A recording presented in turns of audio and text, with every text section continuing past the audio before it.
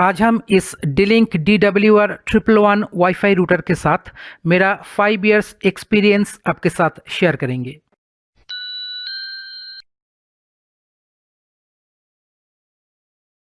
ये जो रूटर है ये एक बहुत ही छोटा सा पोर्टेबल रूटर है। ये 12 वोल्ट एडाप्टर से चलता है। सामने की तरफ देखेंगे तो आपको एक स्क्वायरिश रूटर दिखाई देता है। एट द मिडल D-Link का ब्रांडिंग है। ऊपर की तरफ सारे इंडिकेटर्स लगे हैं। Power indicator, internet acquirance indicator, wifi output indicator, LAN output indicator, USB connection indicator, data trans receive indicator.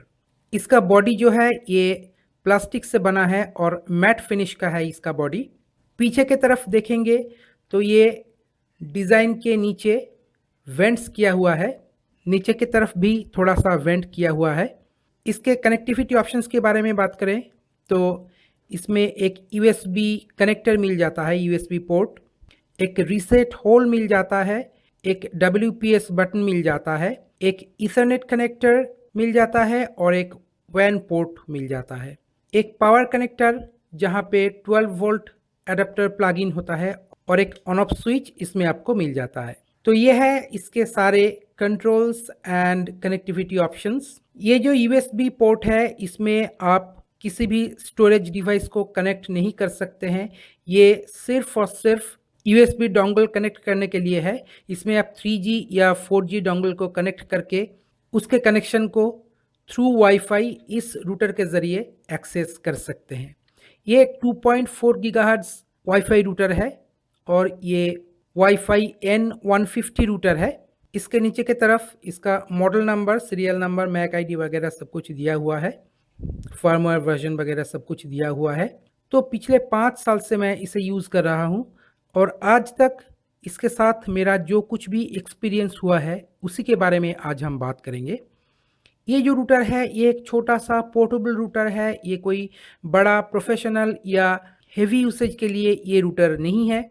इसमें आपका ISP द्वारा प्रोवाइड किया हुआ वैन कनेक्शन इस पोर्ट में प्लग इन होता है और उस कनेक्शन को आप थ्रू वाईफाई इस रूटर से एक्सेस कर सकते हैं। नहीं तो अगर आप दूसरा वायर्ड कनेक्शन चाहते हैं तो यहाँ पे आप प्लग इन करके वायर्ड कनेक्शन इससे ले सकते हैं। इसका अनबॉक्सिंग, इसका कंट्रोल सॉफ्टवेयर, सब कुछ के बारे में वीडियोस मेरे चैनल में डाला हुआ है, आप ज़रूर सर्च करके देख सकते हैं। तो लास्ट 5 इयर्स मैं इसे यूज़ कर रहा हूँ। इसके साथ मेरा बहुत कुछ खास एक्सपीरियंस नहीं है, बहुत मैं इससे खुश नहीं हूँ और ये बहुत ख़राब रूटर भी नहीं है। मैं कोलकाता में रहता हूँ और मैं यहाँ का जो सिटी ब्रॉडबैंड है, सिटी ब्रॉडबैंड का 60 Mbps कनेक्शन यूज़ करता हूँ। पर ये जो रूटर है ये पिंगिंग में और थ्रूपुट प्रोवाइड करने में कुछ खास कंसिस्टेंट नहीं है। कभी कभी इसका पिंग टाइम बहुत बढ़ जाता है, कभी कभी इसका थ्रूपुट फ्लैक्चुएट करता है। इससे मैं काफ़ी नाखुश हूँ।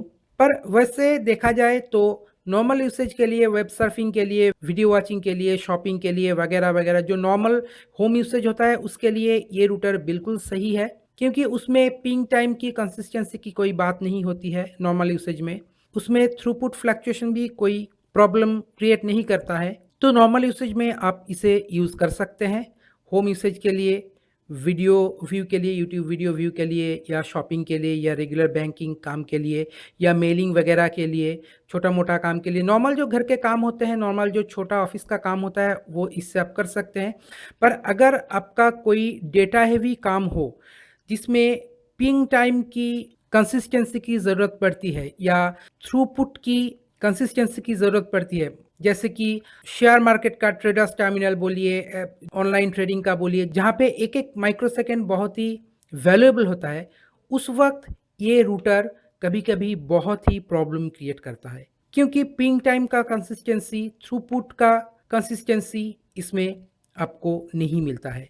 एक रूटर कंपैरिजन वीडियो में भी हम ये दिखाए थे, आप उस वीडियो को भी मेरे चैनल में सर्च करके देख सकते हैं। 3 रूटर का मैं कंपैरिजन किया था, TP-Link का और 2 D-Link का और TP-Link का बैटरी ऑपरेटेड रूटर और ये एडाप्टर ऑपरेटेड रूटर।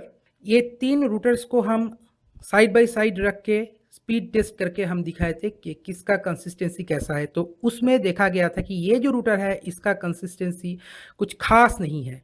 नॉर्मल घर का यूसेज के लिए ये ठीक ठाक है, पर डेटा हैवी और एक्यूरेसी जिन कामों में लगता है उन कामों के लिए ये रूटर सही नहीं है।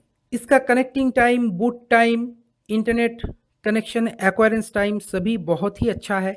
बहुत ही फास्ट ये कनेक्ट होता है, बहुत ही फास्ट ये बूट होता है, बहुत ही फास्ट ये इंटरनेट कनेक्शन को थ्रू वायर या वायरलेसली ट्रांसमिट करता है। इसका यूएसबी का जो फंक्शनैलिटी है, जो यूएसबी मॉडेम इसमें लगाया जा सकता है जिसके ज़रिए आप through your mobile SIM internet access कर सकते हैं, उसका एक्सेसिबिलिटी भी बहुत ही फास्ट है और बहुत ही प्रिसाइज है। वैसे तो रेंज में भी मुझे आज तक इसमें कोई प्रॉब्लम नहीं आया है। मैं एक 2 स्टोरीड बिल्डिंग में रहता हूँ और ये मोर देन 3000 स्क्वायर फीट का ये मेरा घर है। तो बहुत दूर तक चले जाए, मेरे लॉन में एकदम किनारे की तरफ चले जाए तो थोड़ा बहुत सिग्नल का इशू होता है, क्योंकि ये कोई बहुत बड़ा खास प्रोफेशनल रूटर नहीं है, तो सिग्नल इसका जो है ये नॉर्मल यूसेज के लिए ठीक ठाक है। पर फार्देस्ट कोने में मेरे घर के थोड़ा सा सिग्नल का ड्रॉप मुझे देखने को मिला है, पर उससे इसके द्वारा प्रोवाइड किया गया स्पीड का कोई खास इशू मुझे नज़र नहीं आया। और एक खास बात है, इसमें एक ऑटो वैन स्विच लगा है। मान लीजिए इसमें एक यूएसबी मॉडेम लगा है और इसमें वायर्ड कनेक्शन लगा है और आप थ्रू वाईफाई इस रूटर से इंटरनेट कनेक्शन रिसीव कर रहे हैं। प्राइमरीली ये वैन से इंटरनेट कनेक्शन को पिक करता है। मान लीजिए किसी कारणवश ये वैन जो है ये फेल हो गया, आपका इंटरनेट कनेक्शन चला गया, बंद हो गया, ये ऑटोमेटिकली यूएसबी मॉडेम में स्विच हो जाता है।